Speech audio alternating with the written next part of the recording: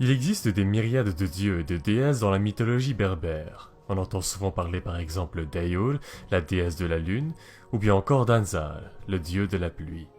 Par contre, il y en a un qu'on oublie parfois de mentionner lorsqu'on parle des dieux qui composent le panthéon berbère. C'est Gurzil, le dieu de la guerre. Gurzil, aussi connu sous le nom d'Agurzil, était un dieu d'apparence humaine mais qui avait la particularité d'avoir une tête de taureau.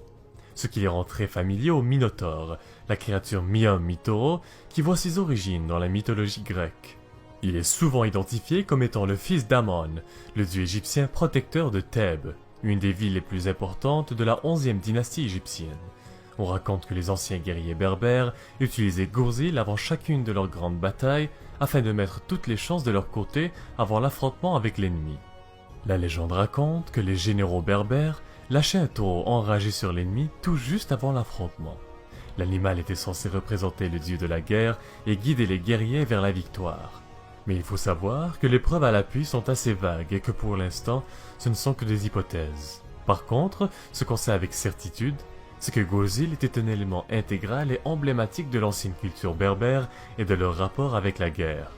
Gurzil était particulièrement présent dans la culture et les traditions des Luata, une tribu berbère qui vivait dans la Cyrénaïque antique, une région isolée à l'ouest de l'Égypte actuelle.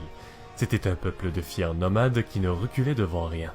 Le poète romain Flavius Corpius avait décrit dans l'un de ses ouvrages l'utilisation de Gurzil par Lerna, le chef des Luata, qui utilisait Gurzil pour motiver ses troupes lorsqu'ils affrontèrent les Byzantins.